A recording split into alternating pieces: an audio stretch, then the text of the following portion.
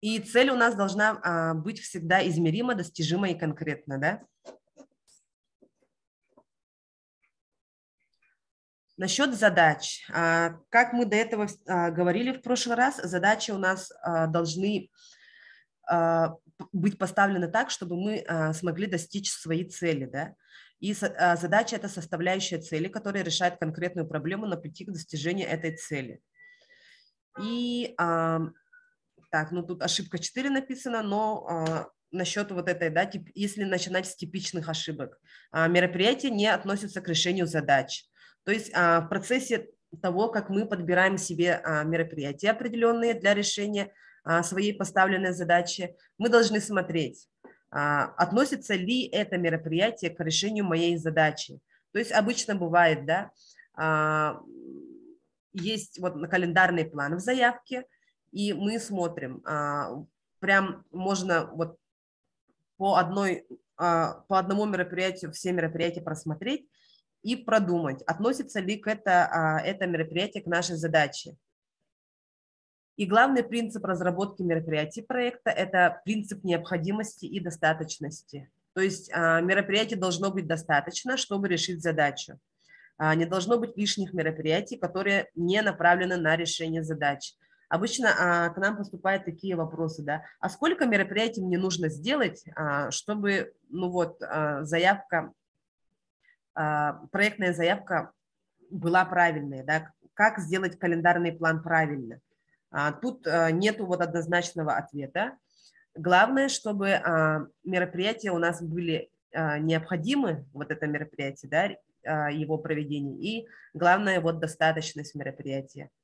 А достаточность и необходимость мероприятия мы смотрим по календарному плану, мы прописываем результаты мероприятия, да, и вот в зависимости от результатов мероприятия мы должны посчитать, достаточно ли вот наших мероприятий, чтобы достичь нашей цели, да. Также обоснование выбора целевой группы. Это очень важная вещь, да, мы его делаем в самом начале, однако целевая группа тоже должна быть в нашем календарном плане, то есть она должна там отражаться, да, что изменится по результатам проведения моего мероприятия у целевой группы. Кто конкретно получит пользу от нашей работы, какие люди, какие группы людей, да. Целевые группы должны быть отражены в результатах. Мероприятия направлены на решение проблем целевых групп. Также существует ошибка, отсутствует мероприятие по вовлечению целевой группы. То есть это означает то, что, например, мы выбираем территорию нашего проекта, да, реализации проекта. Это может быть город, поселок, какой-то микрорайон, может на всю республику может быть проект. И мы должны обязательно свою целевую группу, которую мы прописали на данной территории, да, на конкретной территории, обосновать и их вовлечь в наш проект. То есть это так называемые открывающие мероприятия, да. Это может быть какая-то массовая информационная кампания, это может быть там разовое мероприятие, да, открытие, так и называется, вот открытие, ну, начало вашего проекта. Также существуют ошибки, охвачена не вся указанная география проекта. То есть если вы заявились в проекте там, где вот раздел география проекта, если вы написали, например, ну, 2 района, да, прописали муниципальных района, то есть у вас это должно тоже также отражаться на вашем календарном плане. Должны быть мероприятия, которые вовлекают вот жителей вот данных 2 районов или, например, 2 поселков или 1 микрорайона, да, и вы должны их вовлечь в свой проект. И также при составлении календарного плана обязательные вот, мы должны прописывать количественный и качественный результат. Как мы знаем, количественные результаты – это, например, количество людей, которые позитивные изменения после осуществления вашего проекта. То есть это люди, которые, например, сходили на ваш мастер-класс и получили какие-то там знания и навыки, да?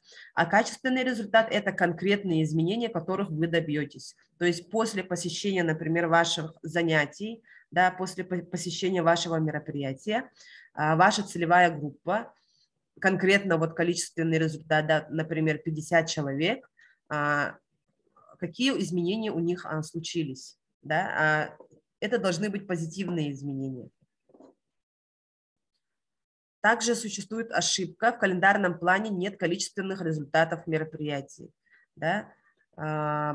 Обязательно нужно прописывать количественные результаты, например, не только сколько человек у вас посетило, да, и сколько, например, привлечено там других специалистов, в результате чего, например, проведение вашего проекта, например, получили консультацию там сколько-то человек, да, и тут фонды президентских грантов, но также фонд культурных инициатив, у них такая же логика, да, можете вот посмотреть чек-лист, да, первый пункт вот начинается с проблемы, выбора целевой группы, обозначение территории, потом исследование целевых групп.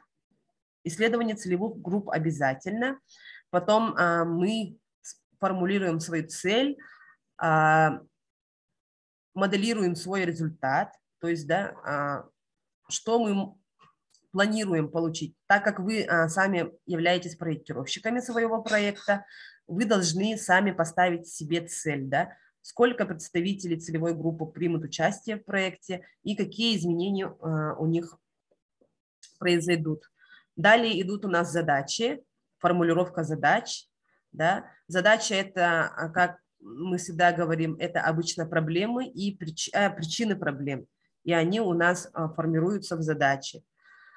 Далее уже идем, планируем мероприятие. То есть если вот эта логика проекта у вас не построена, да, проблема, цель, задачи, дальше уже идти планировать мероприятие, ну, смысла нету. То есть вы должны вот первые пунктики очень хорошо проверить, построена ли у вас правильно логика проекта, да, а потом уже можно переходить на планирование мероприятий, да. Мероприятия, действия, которые нужны, чтобы решить задачи. И для каждого мероприятия нужно продумать время проведения. То есть обычно в календарном плане в конкурсной заявке у нас стоит месяц, да, дата, число, место проведения. Примерно тоже мы должны знать, да, хотя бы в каком, если это мы делаем проект на весь район, в каком, например, населенном пункте хотя бы это может происходить. В идеале должно быть так, что мы знаем, где мы это будем проводить, и уже есть, например, письма поддержки, да, о том, что нам предоставить вот такое-то помещение, и вот такая-то организация согласна, чтобы мы проводили у них мероприятия. Если это платная история, то должно быть, например, коммерческое предложение, да. И в календарном плане мы указываем количественные и качественные результаты. Обычно начинают заполнять вот качественные и количественные результаты с раздела о проекте, да? Но я вам советую делать так. Прописывайте календарный план, каждому мероприятию свои качественные и количественные результаты, а потом по каждой задаче, например, вот эти результаты вы суммируете, да, так скажем, объединяете, и потом уже более укрупненные ваши результаты вы прописываете в разделе о проекте. Также параллельно после календарного плана у нас есть такие пункты, разделы обычно в заявках, в грантовой заявке. Это бюджет и команда. Насчет команды. Команды вы должны подбирать людей проекта так, чтобы их квалификация, опыт они смогли реализовать ваши поставленные мероприятия и задачи. Их было достаточно, чтобы выполнить все запланированные мероприятия. То есть, например, эксперт смотрит, да, если у вас там, например, в мероприятиях стоит работа с детьми, да, и какие-то вот они предоставляют, и вы им делаете какие-то консультации, например, консультации психолога, да, и планируете их сопровождать, социальное сопровождение, тогда у вас в команде должен быть человек, который имеет опыт работы, во-первых, с детьми, имеет опыт работы в предоставлении социальных услуг каких-то, да, и также он должен иметь опыт проведения консультаций психологических. Насчет бюджета. Бюджет у нас формируется из запрашиваемой и собственных средств. Да? Это вот бюджет проекта состоит из запрашиваемой и собственных средств. Обычно путаются, когда вот собственные средства говорят, у нас нету средств, да, и мы не можем это показать, а потом как будем отчитываться. Обычно вот возникают такие вопросы. Но тут именно имеется в виду ресурсы, которые могут быть также и не финансовые, да. Бюджет – это отображение расходов на мероприятие плюс административные расходы. При составлении бюджета соблюдайте логику. Мероприятие, необходимые ресурсы, статьи расходов, необходимая сумма и обоснование расчетов. То есть бюджет – это софинансирование и могут быть средства гранта. Софинансирование. Подумайте, на какие средства помимо гранта будет реализован проект. Это собственный вклад организации, вклад партнеров может быть, и также помощь волонтеров. Еще, так скажем, типичная ошибка, да, что у нас может быть. Вы по вот этим критериям можете себя тоже сейчас самопроверять, да. Не хватает мероприятий для достижения результата проекта. То есть мы поставили себе цель, разработали, поставили задачи, и потом должны проверить, вот действительно ли наши подобранные мероприятия по определенным технологиям, да, методикам, достигают ли результата моего запланированного. То есть вы как проектировщик должны все это запланировать и посмотреть, достигают ли ваши мероприятия ваших поставленных целей. То есть обычно мы говорим, да, если одна задача и там одно мероприятие стоит, то тут или задача поставлена неправильно, она равносильно мероприятию, да, то есть или может быть так, что недостаточно мероприятий к вашей задаче. И вот интересная картинка, да, это фонд президентских грантов. Рамка проекта, выбор мероприятий зависит от 4 ограничений. То есть все мы знаем, что наш проект ограничен во времени. У нас есть команда проекта, да, тоже определенный круг лиц, ограничен территорией, привязан на территорию определенную и ограничен ресурсами бюджета. И выбор мероприятий зависит как раз от вот этих 4 значений, да. Если говорить в общем про календарный план, нужно указать содержание, место проведения, количественные и качественные результаты, также время проведения. Обычно мы вот пропускаем, пишем, например, там, где описание мероприятия, да, только название мероприятия, про его содержание мы всегда почему-то пропускаем, забываем. То есть содержание мероприятия должно в себе включать, с какой целью, например, проводится вот это мероприятие, да, в целях, например, там вовлечения, в целях передачи каких-то компетенций, знаний мы проводим, например, вот такое-то, такое-то мероприятие. И его основное содержание можно одним предложением, например, прописать, в каком формате это будет происходить, да, будет ли это, например, там, фестиваль, концерт, мастер-классы. То есть общими словами обязательно нужно прописать суть мероприятия, чтобы эксперт понял, почему именно они выбрали вот такой формат мероприятия, почему они проводят именно вот это мероприятие, да, для целевой группы. И не забывайте, что мероприятие – это инструмент для решения задач, то есть мероприятие – это наши технологии, наша основная идея, именно вот каким образом мы будем работать с нашей целевой группой и какую идею она в себе несет, да. Это могут быть какие-то интересные мероприятия, и обязательно нужно продумывать, каким образом мы это будем делать и как это мероприятие будет работать. Ну вот советуют не менее 2 мероприятий на каждую задачу. Это обычно 2-3 мероприятия, да? И календарный план должен отвечать на вопросы. Понятно ли из описания мероприятий, зачем, вот, для кого они проводятся и что будет происходить? Да, вы должны у себя спросить, вот, ответить на эти вопросы. Понятна ли последовательность мероприятий по времени, есть ли она вообще? То есть зачем нам в календарном плане прописывать вот примерную дату, да, хотя бы примерную дату, месяц проведения мероприятий, чтобы у мероприятий, комплекса мероприятий, да, всего проекта, должна быть тоже своя логика. Начинаем вот с этого, закрываем вот этим. И в процессе, например, вот годового проекта в течение 1 года, да, мы проводим вот такие мероприятия именно с такой последовательностью. То есть у эксперта, который оценивает тоже вашу проектную заявку, должен понять, почему именно вот эти мероприятия поставлены вот таким образом. Ну вот мероприятия, сроки, количественные и качественные результаты, да.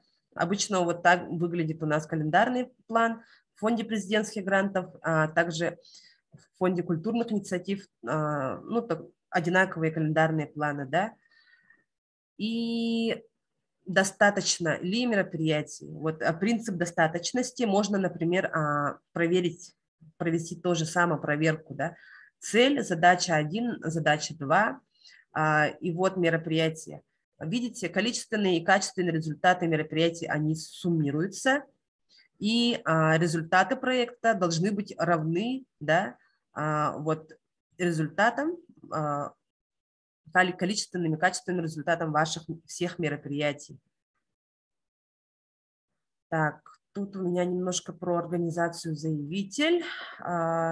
Сейчас я переключусь на другую презентацию. Если есть вопросы по календарному плану, пожалуйста, пишите в чат. Как раз до бюджета я могу вам ответить.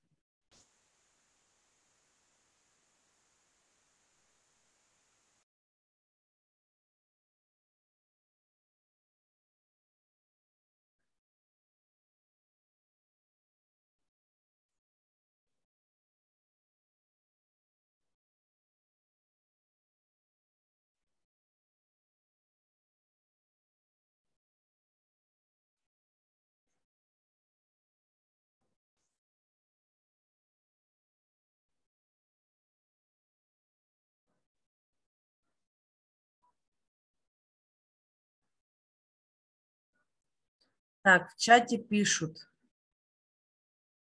С одного НКО можно отправить 2 заявки, и куда, как направить на экспертизу, проверку проекта. Одно НКО может подаваться с 2 проектными заявками, но по другим направлениям. Методику на экспертизу вы можете отправить или связаться с нами по рабочему телефону администратора. Я еще вот в чат отправлю все. И можете также на почту нам направлять свою заявку. Методика проверки мероприятия отправьте, пожалуйста. Все материалы, если вы оставите контакты, наш администратор вам отправит. И также проверку достижения в результат тоже презентажки мы отправим. Проверка проекта платная. Нет, у нас экспертиза проекта – это бесплатная услуга, но, как мы до этого говорили на первом вебинаре, да, нужно отправить на экспертизу чем раньше, тем лучше к нам, потому что в последние дни загруженность очень большая, и советуем отправлять к нам на экспертизу пораньше, чтобы была вот обратная качественная связь, и вы потом уже смогли тоже свой проект скорректировать.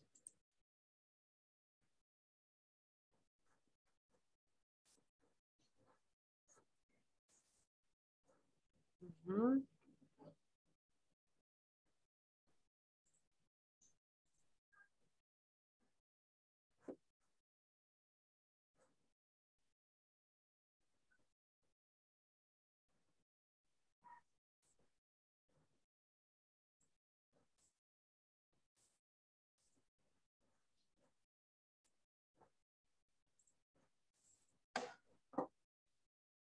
Так, прежде чем, да, заявляться на какой-то конкурс, перед подачей заявки обязательно вот удостоверитесь, что у вас нет непогашенных задолженностей, например, да, по налогам и штрафам.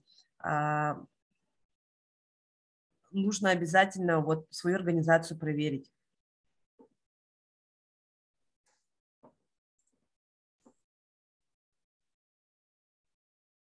Так, бюджет проекта. Как я ранее говорила, бюджет проекта – это совокупная стоимость проекта, выраженная в денежном эквиваленте. То есть обычно люди тоже говорят, вот бюджет проекта – это вот то, что я запрашиваю на грант, да, на грантовый конкурс. Но бюджет проекта состоит из средств гранта, точнее, как один из вариантов, да, то есть это запрашиваемая сумма плюс софинансирование. И в софинансирование включается собственный вклад организации, который будет использован при реализации проекта. Общие принципы составления бюджета проекта.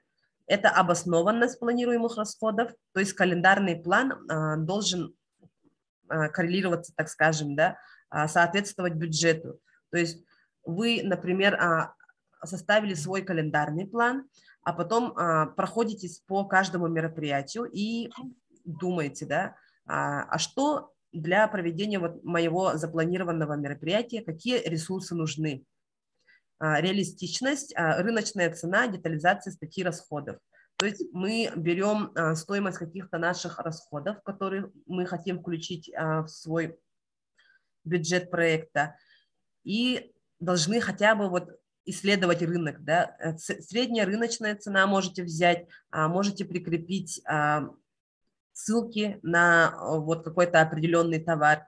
Можете, например, прикреплять там, где вот дополнительные документы, прайс, да, или написать, например, вот по городу Якутску средняя стоимость вот услуги, например, проведения вот такого мастер-класса стоит вот столько-то рублей. Соотношение планируемых расходов на реализацию проекта и его ожидаемых результатов. Адекватность, измеримость и достижимость таких результатов. То есть, что означает соотношение планируемых расходов и его ожидаемых результатов. Например, мы запрашиваем 1 000 000 рублей, и при этом у нас наша целевая группа, количественный результат, например, да, состоит из там 10 человек. То есть 1 000 000 рублей мы делим на 10 человек, на одного человека это сколько тысяч? По 100 тысяч, да. Если даже это 100 человек, то все равно стоимость затрат на одного благополучателя нашего, да, целевой группы, представителя целевой группы, может быть очень высокая. И эксперты в первую очередь проверяют вот это.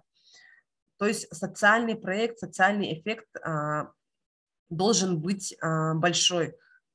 То есть он должен зависеть от как раз вашей идеи проекта, от подобранных мероприятий, и эффект должен увеличиваться в несколько раз. Да? Собственный вклад организации и дополнительные ресурсы, привлекаемые на реализацию проекта. Если мы, например, подаем заявку, и, например, в некоторых конкурсах такого нету, да, то, что вот обязательный размер софинансирования там должен быть не меньше скольки-то процентов. Такого, если нету, все равно проектную заявку оценивает так, что, например, да, эксперт думает, вот эта некоммерческая организация, например, пишет проект, у них есть свой проект, пишет грантовую заявку, но при этом никаких собственных вкладов даже в нефинансовом эквиваленте, да, труд волонтера, например, он туда не вкладывает. Значит, вот этот проект ему, ну, как минимум, не интересен, да, то есть он никаких усилий не прилагает, чтобы реализовать свой проект и свою идею. Вот можете посмотреть схему формирования бюджета, да? Механизм реализации проекта, то есть проблема целевой группы, цель, результаты, задачи. Мы все это сделали, у нас есть логика проекта, разрабатываем, подбираем комплекс мероприятий, составляем календарный план. Продумываем команду проекта, да, кого-то мы можем привлечь как специалиста по договору ГПД, ГПХ, кто-то у нас будет по трудовому договору, например, да, и постоянный в команде. Потом далее идет бюджет проекта. Бюджет проекта мы составляем, да, анализ собственных средств организации для реализации проекта. То есть думаем, что у нас у нашей организации есть. Потом думаем про привлечение партнеров к совместной реализации проекта.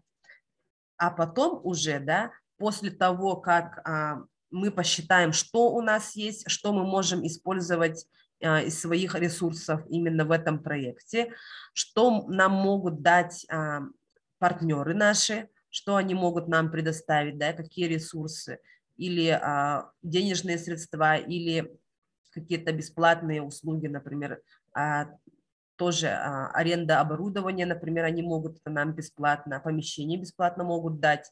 И потом только у нас в конце остается запрашиваемая сумма гранта.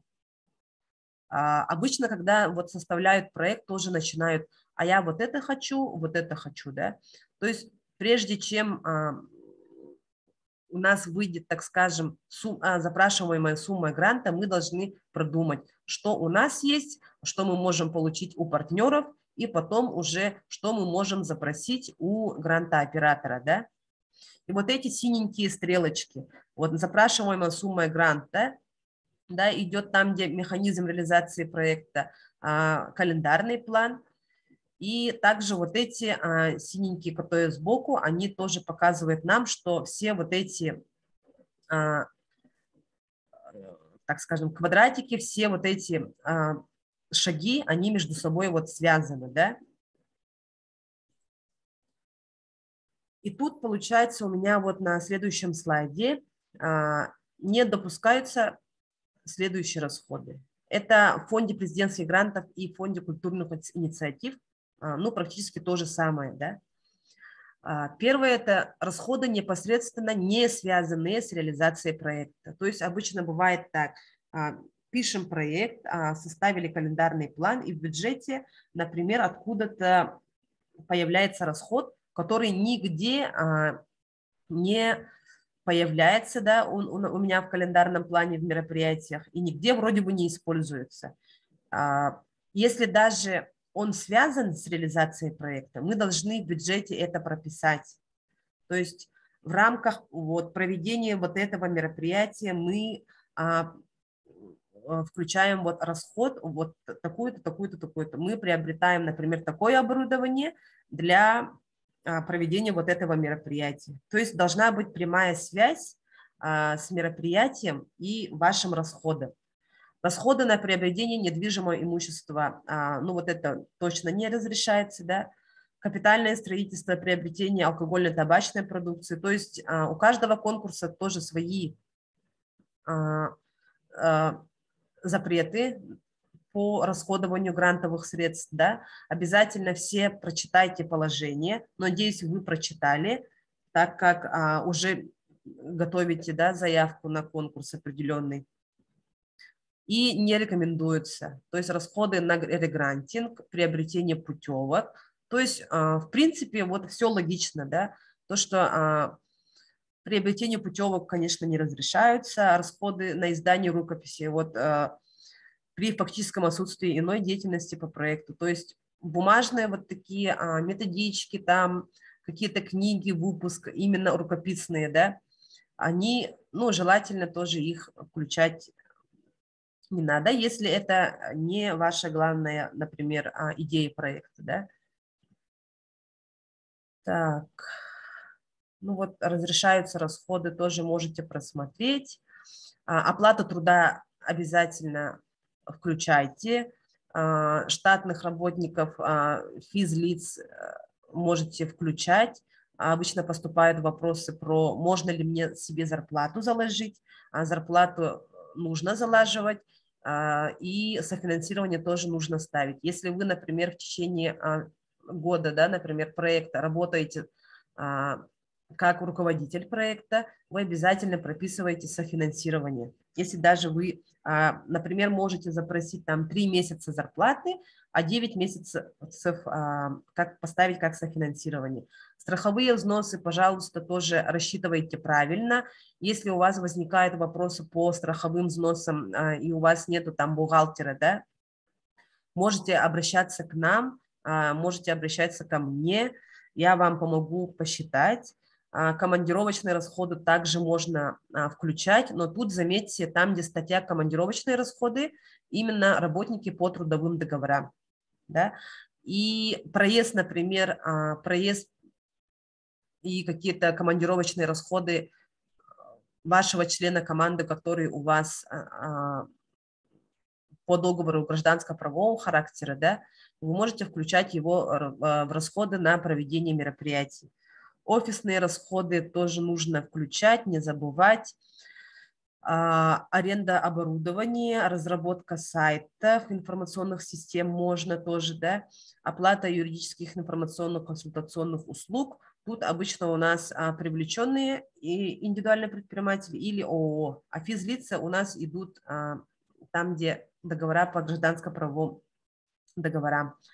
Расходы на проведение мероприятий. Вот самое большое, да, большая статья, то есть обычно поступает также вопрос, куда мне включить вот эту статью расхода, вот эту, да, и я всегда говорю, если вот эта статья расхода касается вашего какого-то мероприятия, да, в рамках вашего мероприятия, то смело включайте его расходы на проведение мероприятий.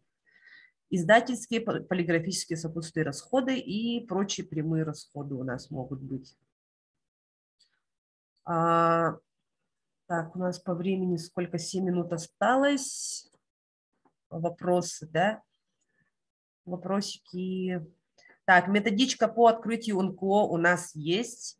Сейчас я вам в чате отправлю наши контакты. И на нашем портале есть конструктор как раз по регистрации некоммерческой организации. Там все есть, какие документы нужны, что нужно делать, куда относить, какие заявления заполнять. Все там очень хорошо, подробно прописано. Так, презентацию отправим. Если вы свои контакты оставили, мы все отправим. Чат мы сохраняем, и потом делаем список участников нашего вебинара и также сохраняем ваши контакты для дальнейшей рассылки. Так, у нас времени осталось мало. По бюджету проекта, проектной заявки у вас вопросы, если есть, пожалуйста, пишите. Так, пример заявки. Пример заявки – это что? Не совсем поняла вопрос. На следующем вебинаре мы вот будем уже на примере смотреть заявки, разбирать, если вы про это.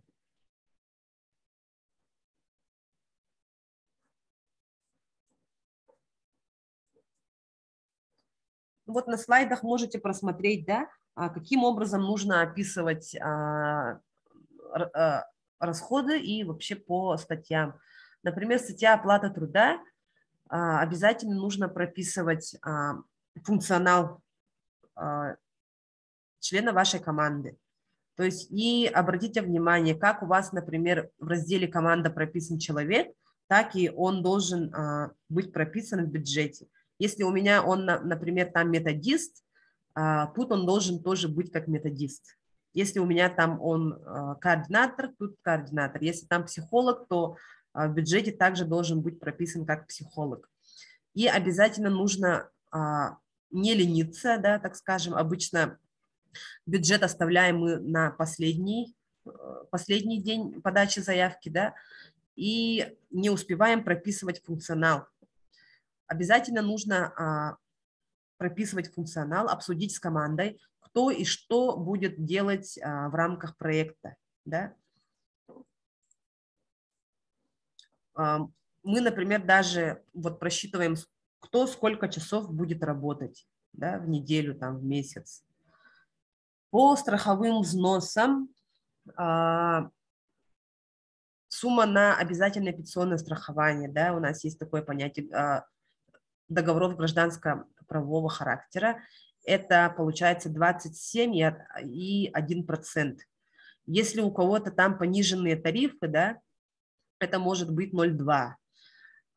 При трудовых договорах это 32%, и также если при пониженных тарифах это может быть 22%.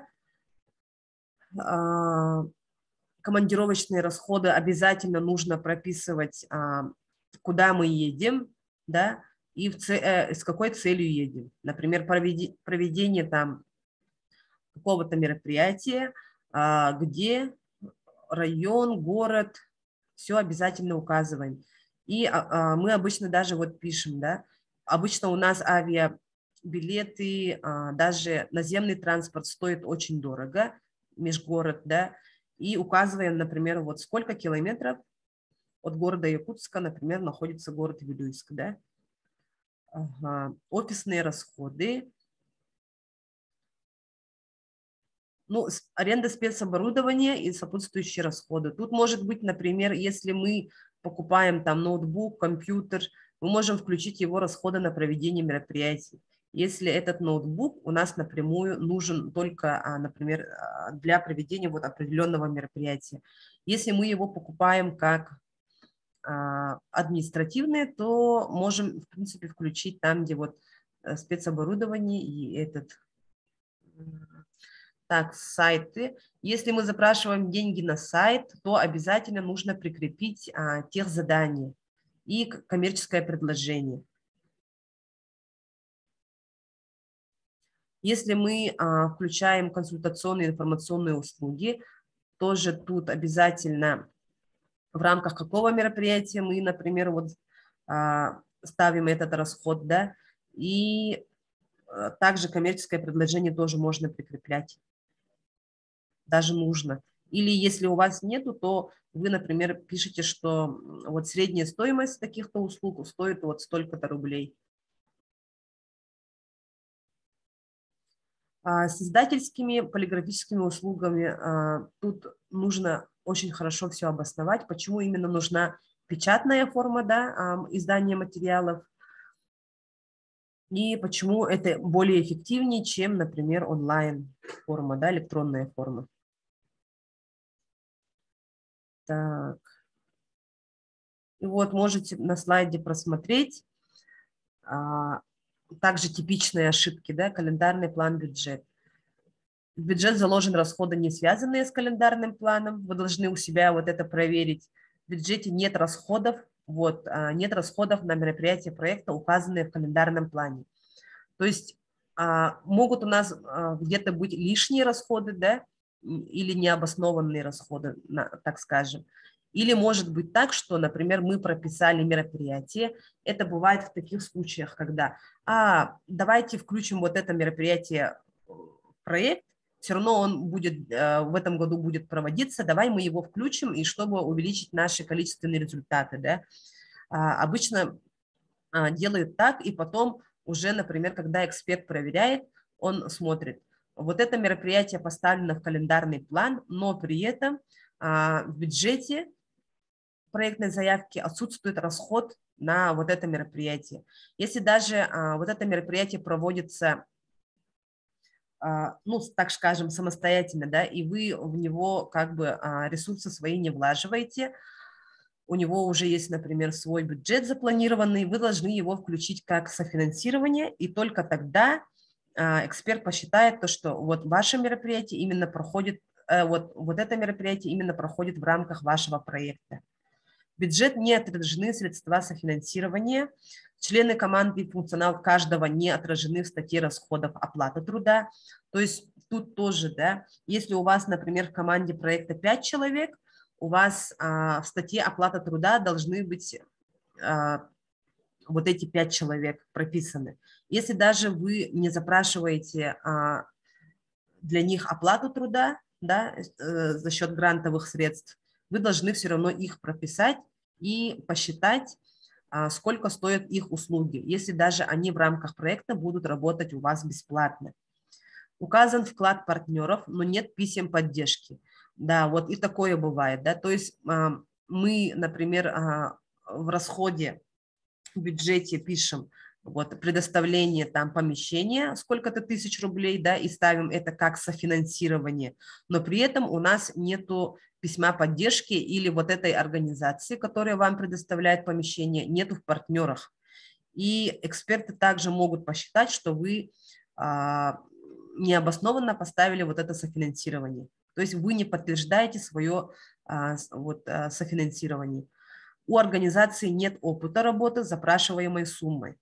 Вот такое тоже может быть. Да? Например, если у организации нет опыта работы и они ранее не получали никаких поддержек в виде там субсидий, грантовых средств, или даже если получали, то получали, например, сумму в рамках там, 1 000 000 рублей, и вдруг они запрашивают 5 миллионов рублей.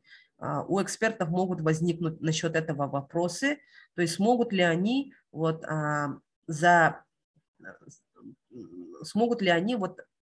средства грантового конкурса, да, грантовых средств, за них отчитаться. У организации нет подробного обоснования в комментариях. Это я уже говорила, нужно обязательно все подробно прописывать. Вообще вот на составление бюджета проекта, да, проектной заявки уходит очень много времени. Обычно мы оставляем его напоследок, нам не хватает времени, но обязательно нужно его очень хорошо проработать. Также количественные результаты несоразмерно запрашиваемой сумме. Вот до этого я говорила же, да, например, мы запрашиваем 1 000 000 рублей, а благополучатели у нас проекта, например, только 50 человек. Вот на это тоже смотрят. И тут наши контакты, в чат сейчас тоже скинем контакты. Обязательно подписывайтесь на наш телеграм-канал и посмотрим в чате, какие у нас вопросы поступили. Так, запрашиваемая сумма, да, ограничений нету, но у нас есть вот, да, также есть вот соразмерность, да, количество благополучателей и запрашиваемой суммы. То есть ради там 10 человек мы не будем запрашивать 1 000 000 рублей. Также опыт организации посмотрите у себя, да, то есть если у нас есть опыт, так скажем, получили 1 000 000, 2 миллиона рублей, и за них успешно, если отчитались, то обязательно пишем это в организации заявитель, там не раздел, очень хорошо заполняем и свои предыдущие проекты тоже хорошо описываем с их уже полученными результатами, чтобы эксперт увидел, что вот эта организация, вот этот заявитель действительно сможет вот с такой суммой справиться, да, так скажем. Так, на кого выходить по вопросам заявки? Сейчас кину контакты наши администратора. Вы можете через администратора записаться на консультацию или через наш портал. Угу. Так, насчет вот того, что цены растут, я согласна. И, например, если даже стоимость, например, вот определенного товара и оборудования вот так, да, и если вы прикрепляете, например, ссылку на этот товар, можете, например, выбрать модель, которая немножко подороже, да. А если, например, вот вы получите средства, а потом уже встанет вопрос приобретения вот этого вашего оборудования, можете, например, чтобы у вас был некий такой вот запасик, да, вы его, например, приобретаете, но можете немножко подешевле приобрести. Или тут встает вопрос, именно вы должны за счет своих средств тоже добавить, да, деньги. Если у вас на платформе образец заявки. Так. Все, получается, форму заявки есть на сайте Президентского фонда культурных инициатив, да, и вы должны туда зайти, зарегистрироваться и уже, например, нажать кнопочку «Подать заявку», и там у вас будет образец заявки. Даже не образец, а форма заявки. Вы должны зайти, изучить очень хорошо вот эту форму заявки. Она состоит из нескольких разделов. Это раздел о проекте, организация заявитель, календарный план, бюджет и так далее. Да? Презентацию, если вы написали контакты, мы обязательно скинем. В Телеграм-канале невозможно задать вопрос. Так, почему? Там у нас вроде комментарии открытые. Могут писать комментарии. И насчет вот экспертизы проектов, пожалуйста, обращайтесь немного пораньше, да, не в последний день приема заявок, потому что там уже смысла проводить экспертизу проекта нету. Если, например, мы проведем экспертизу проекта и потом уже вам отправим обратную связь, да, вы потом не успеете ничего скорректировать, изменить согласно нашим, например, рекомендациям. Поэтому старайтесь пораньше, хотя бы вот на этой неделе, отправить нам заявки на проверку. Заявку на проверку можете отправить в формате PDF или можете, например, выгрузить заявку в формате PDF и отправить на нашу почту. Так, может, еще у кого-то какие-то вопросы? Следующий вебинар у нас будет также в понедельник, да, и мы там будем говорить про конкурсы. И также у меня есть объявление. Наш координатор Наговицына Надежда Моисеевна сегодня выступает на телеканале НВК Саха. Пожалуйста, подключайтесь, смотрите. Будет прямой эфир. И сейчас в чат также напишу номер телефона, по которому вы можете позвонить и также задать свои вопросы в прямом эфире.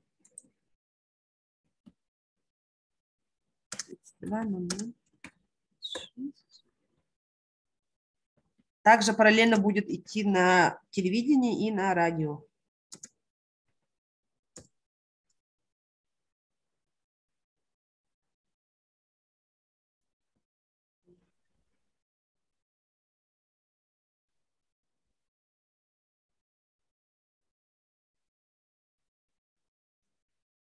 Угу.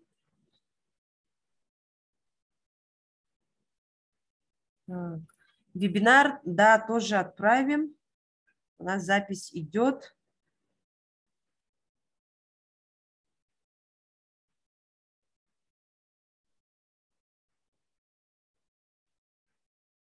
И контакты сейчас отправлю все. Так, вы свои контакты тоже написали. НВК в 16:15 начинается сегодня. В 16:15 начинается и до 17 часов. На радио получается волна 107,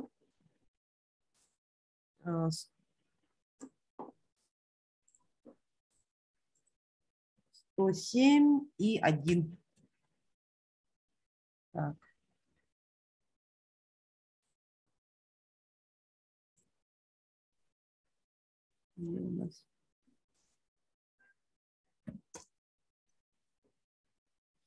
Так, контакты сейчас направлю.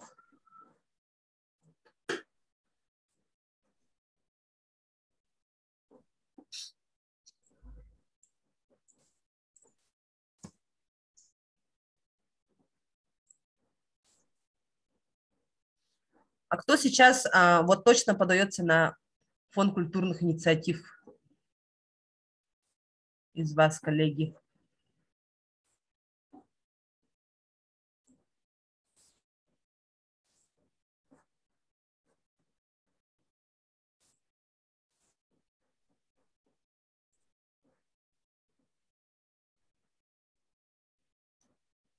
А мы это кто?